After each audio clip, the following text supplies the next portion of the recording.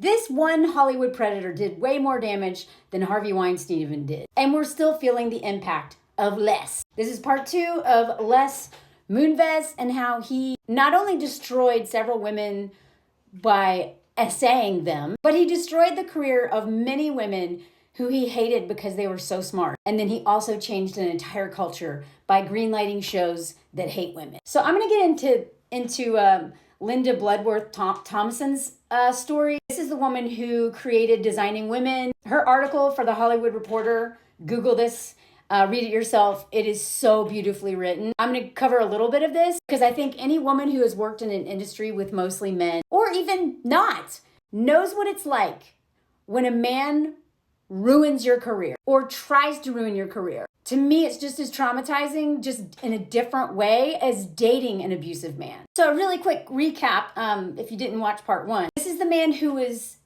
responsible for Donald Trump getting elected. He's several people, but he's one of the people that loved the ratings that Donald Trump brought to CBS and openly admitted that he didn't care that it wasn't good for America. It's good for CBS. Fork you very much, dude. He also ruined Janet Jackson's career. He's the one who gave Justin Timberlake a pass and destroyed Janet Jackson because he hated her. So we got some misogynoir going on as well. I forgot to mention in the last video, he also tried to ruin a book deal. Like, the dude was like, he hated her and she didn't do anything wrong. And then Justin went on to thrive. I hate that guy. Now, so not only did he essay and destroy the lives and careers of 12 women that we know of, and this was all covered in the New Yorker and then a New York Times piece.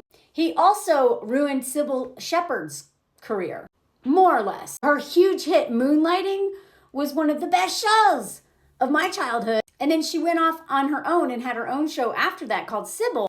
And when she rejected him, he destroyed that. And by rejected, I mean he tried to essay her and she stood up to him and he destroyed her career. He also, just so y'all know, not only did he interfere with his own investigation, which doesn't shock anyone, and it is well known that, allegedly he destroyed so much evidence. But look what he did to his son. He refused to cooperate with investigators. He was acting evasive and untruthful towards investigators, deleting hundreds of messages and passing off his son's iPad as his own to investigators. Oh yeah, this man has 4 children. Also, it's really funny, I'm not going to go into it, but this guy is actually, this is a classic revenge of the nerds tale. So many men are big old nerds.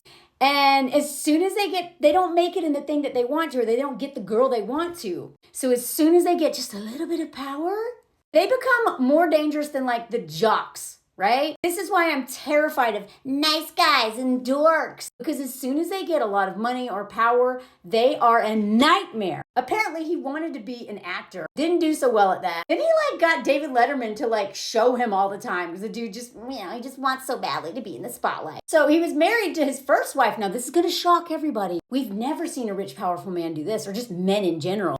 They got married in 1978. And then he cheated on her with Julie Chen. And I'll get into her later on because he's hiding behind her. And she's enabling him. As much as I think that she's a victim of his predation, you can be both a victim and an enabler who does harm at the same time. But I firmly believe she's under his spell. And he's using her as a shield. Anyway, and shocker, she's 21 years younger than him. These men are so predictable, aren't they? Except they're usually worse than we can even imagine. That's the only unpredictable part. I may have to go into a part 3 about her because she has a really tragic backstory, which may explain why she's with this awful man. But there's so much to go into about him. I don't want to get distracted. Go off on a little tangent. So this is what women are up against when they work with men who know that we're smarter than them. They hate us. They hate us. And they do everything in their power to destroy us. And that's the same case with women who marry men who aren't as smart as them. If that man is the least bit insecure, he will destroy you. Insecure men are the most dangerous people on the planet. I will die on that hill. We see it all the time. And cocky is just another form of insecurity. So the reason why this piece is really important is because, with Harvey, we talk a lot about how he ruined all these women's careers that he, assaulted or tried to assault, right? He never laid a finger on her. He never laid a finger on her. And I talked about this in the Russell Brand videos, and every time I have a chance, we need to also recognize that so many women lose financial security, job opportunities, career advancement, and then have so much trauma just being in the workplace with these men. Even if they never lay a hand on us or even say anything, schmegly harassy, they can still be predators in a different way and try to ruin our lives. And that is why this piece is so important, because the stuff that she created, Designing Women, was one of the most progressive shows ever. I'm sure there are several problematic episodes in Designing Women too. No show is perfect. But the way that they handled a lot of situations that we're still trying to handle now, they handled it way better than current shows do. When they were talking about a reboot back in 2019, I wrote this for Glamour because I was like, hello, it's about time. Why are you rebooting all this other crap, but not this show?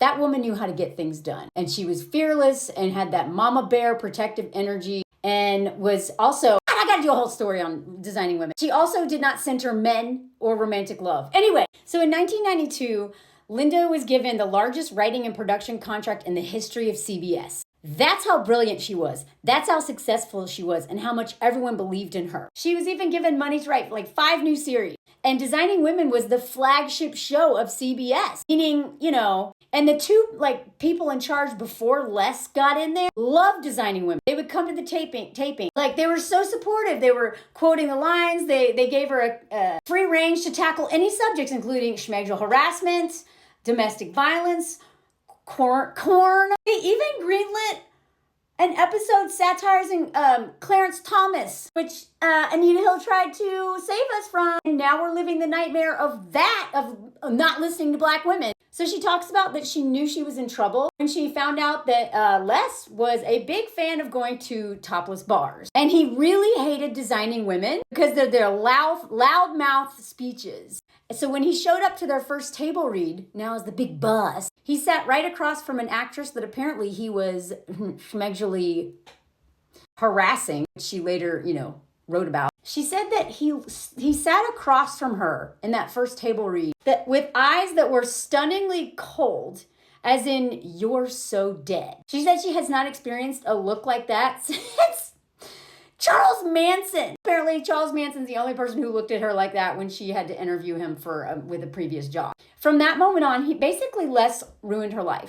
Every single thing that she did, he said, nope. He would not greenlight anything. She was at the pinnacle of her career. She could have done anything because CBS trusted her. And this man came in and was like, nope, I hate you. But then he would manipulate her every once in a while and make her feel special so that she thought she'd have a chance, but no. So then there were started to be rumors, because whisper networks are how women keep each other safe. A gossip is something that only men judge us for, because it's usually because we're talking about them being awful. So there was a lot of rumors that he was misogynist. Just read all this if you want to. Sounds awful to work for. Created an awful, dangerous culture at CBS. So all this is about Sybil and how she told Linda about what he had done. So it's like the women were talking to each other. The women were looking out for each other and trying, you can't do anything when you have someone like this as the big boss. So she finally quit because she realized he would never, ever stop. And she was really proud of herself for being the first writer on MASH, one of the first 2 women writers on MASH, and that even the halls of CBS used to have pictures of all of these female character leads that paved the way for single women, career women, all that stuff. Murphy Brown, Designing Women, all that in the hallway. He took all of those down and replaced it with all of his cop shows, his propaganda stuff, shows about torturing women, or just men who hate women, or nice guys that suck, Revenge of the Nerds, terrible husbands, and weaponized incompetence. Oh, but we love them. So how did this man get away with this for 23 years? He put CBS on top. For 23 years, we watched shows about hero men and victim women or annoying women that we then exported all around the world. So all of us are a victim of that man. Because no one listens to the women hurt by these men. We all suffer. Let me know if you want a part 3. I got more.